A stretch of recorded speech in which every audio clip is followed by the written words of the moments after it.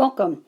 This video is going to look at another way to represent electron configurations, and this is with a shortened form, or the shortest form, a noble gas configuration, and also an even quicker shorthand called electron dot diagrams. So this all depends on you understanding this concept of valence shell electrons, or valence electrons. Those are the electrons in the outermost energy level, and they'll always be located in an S or in an S and a P orbital. So 8 is the maximum number of valence electrons any atom can have, since the S can only hold 2 and the P orbitals can hold a total of 6. So 8 would be the total, or the highest number of valence electrons any element would have. And the reason valence electrons are important to us is these electrons determine an atom's chemical behavior and properties, and this is what forms the chemical bonds with other atoms. So in other words, valence electrons is what chemistry is all about. This is what it all hinges around. So understanding the valence electrons and being able to draw them accurately, count them for atoms is really going to be important to understanding the rest of our year in chemistry. So scientists realized fairly soon that noble gases are extremely stable. That means they don't react. They don't get involved in chemical reactions. And eventually they realized they have a full S, and if there's a p orbital, a full p orbital. So this means helium has 2 valence electrons, since it's the noble gas in energy level 1. And if you don't know where the noble gases are, they're to the far right of the periodic table in family 8A or 18.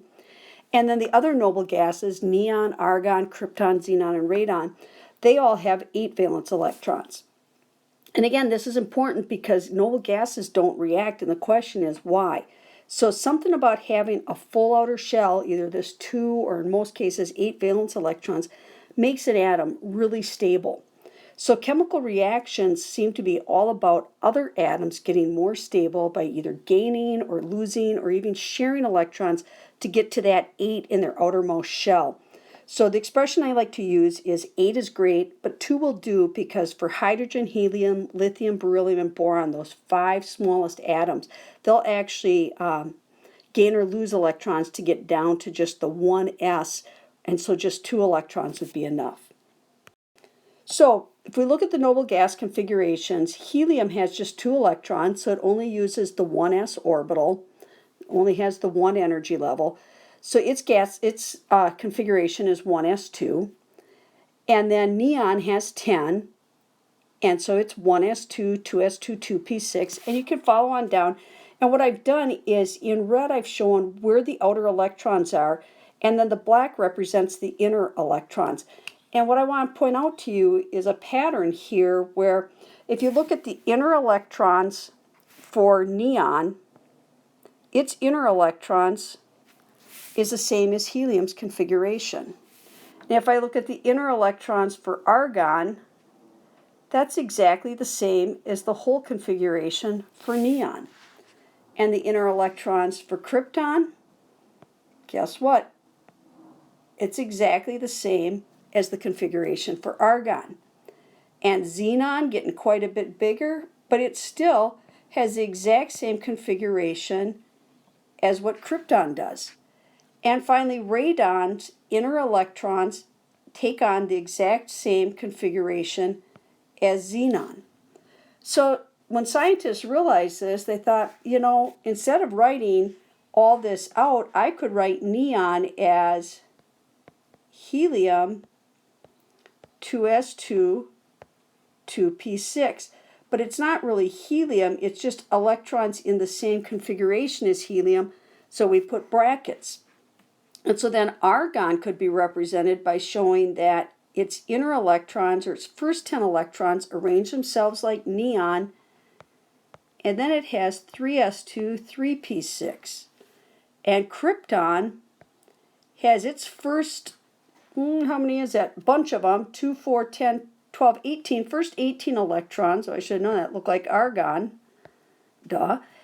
And then the rest are 4s2, 3d10, that's a 3 there, and 4p6, and so on. So, with noble gases, that's kind of cool, but noble gases don't get involved in reactions, so we're rarely writing the configuration for noble gases. But what is we now have a new shortcut, a new way to write those ground state electron configurations.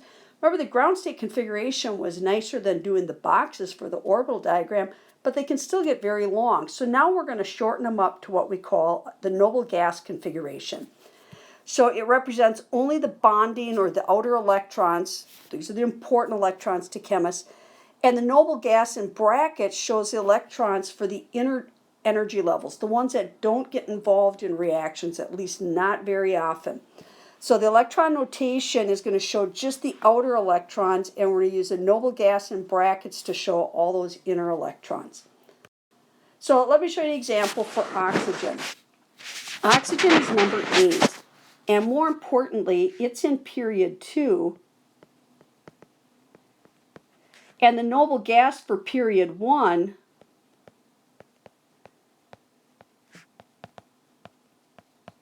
is helium, number 2. So that means I could represent oxygen by putting helium to take care of the first 2 electrons, which leaves me 6. And then I could represent oxygen's outer electrons with 2s2, 2p6. That's in place of the configuration, the ground state configuration we wrote earlier of 1s2, 2s2, 2p6. Now for oxygen, that's not a huge savings to change the 1s2 to He, but it does help clarify which electrons are the outer electrons. So on this sheet, I'm going to go over some hints for how to do the noble gas configuration without having to write out the whole ground state configuration first. Because if you have to write the ground state configuration, you're not saving any time. So what I do is I find the atomic number and period for the element I'm working with. So for example, if we were going to do it for bromine, we find bromine's number 35, and we see it's in period 4. Remember, the period is just the row, and that's marked on the left side of the periodic table. Then find the noble gas from the previous period and its atomic number. So for bromine, that would be argon number 18.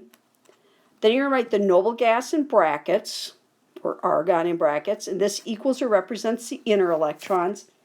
Now I have to find out how many electrons I have left, so I'd take the 18 minus 35, or subtract the atomic number of the element I'm working with minus the atomic number of the noble gas, and that's how many outer electrons I need to find orbitals for.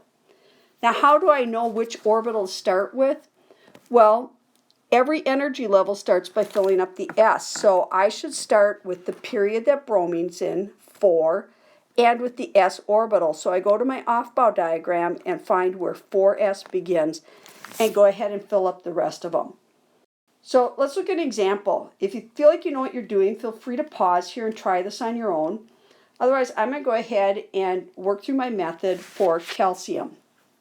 So first of all, I need to know calcium's number, and you might remember it's number 20 from earlier examples. And I also need to know the period, and I see that calcium is in period 4.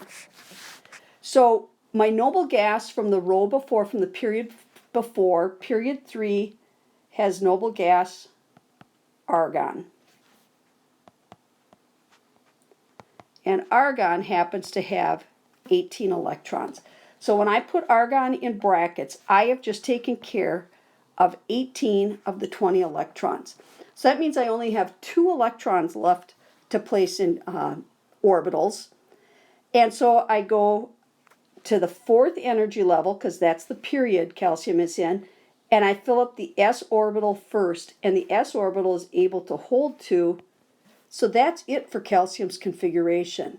Becomes much shorter than if we did the ground state configuration. Again, argon's representing the 18 inner electrons. The 4s orbital has the 2 outer or valence shell electrons for a total of 20 electrons for calcium. So here's bromine, which I mentioned in my rules up above. So go ahead and see if you can try bromine. Go ahead and pause this, and I'm going to go ahead and start on bromine as well. Number 35, period 4. That means argon, number 18, is the period 3 noble gas. So once I put down argon, I've placed my 18 inner electrons. I have 17 electrons left to place. I start by placing them in the period 4 s orbital, so 4s2. And if I look at my off-bow diagram, I see that 3d fills up and it can take 10, which leaves me just 5. And then the 4p orbital fills up and it can take the other 5. And that's my noble gas configuration for bromine.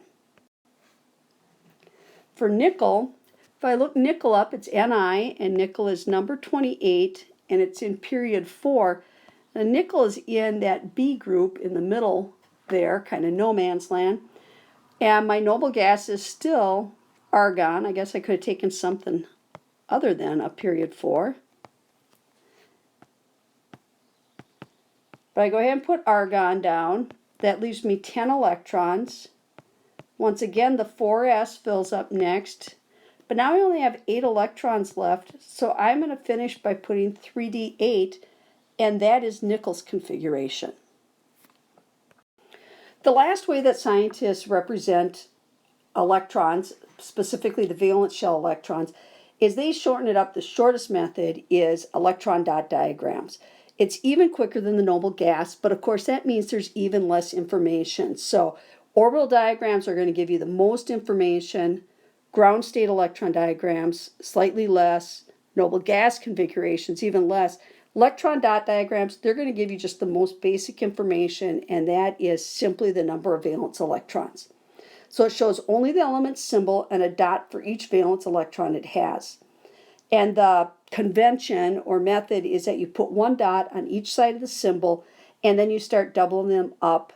So with 4 sides, you would have a maximum of 8. Just like we said, 8's the maximum number of valence electrons you can have. So we do it 1 on each side. You could think of it sort of being like the bus rule. So again, if you have to draw out the ground state configuration or even the noble gas configuration, this doesn't save you much time. So how can you quickly decide how many valence electrons an atom has? Well, the periodic tables arrange that the group A elements, their group number is the same as the number of valence electrons. And the group B families all have 2 valence electrons because they have filled up the s orbital for the energy level that the element is in, and then they've gone back and are filling up the inner d orbital. So let's take a look at our examples we use and draw the electron dot structure for calcium, bromine, and nickel. So now when I look at calcium, I want to see what family it's in. It's in group 2 or 2A. There's 2 ways to label the families or groups. So that means calcium has just 2 valence electrons. So I'd put 2 dots, 1 on 2 different sides. And it doesn't matter if I wanted to put them on the right and left side, top and bottom, that'd be fine. I tend to start at the top and go around clockwise just so I keep myself straight. When I look at bromine, I see it's in family 17 or 7A.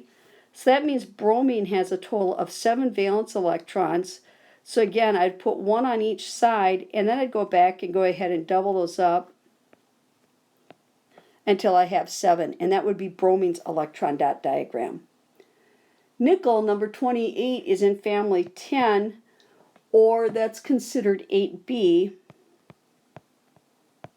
And since it's in a B group, nickel has just 2 valence electrons. The other valence electrons are in the d orbital. To finish up then, looking at this periodic table, I just want to point out how it's got both designations on here. The original designation is 1A, 2A, 3B, 4B, 5B. You see the A and B groups. And then the new designation is just to number 1 through 18. And either is fine, and the periodic table that I provide you in class will have both on. So whichever you're more comfortable with is fine.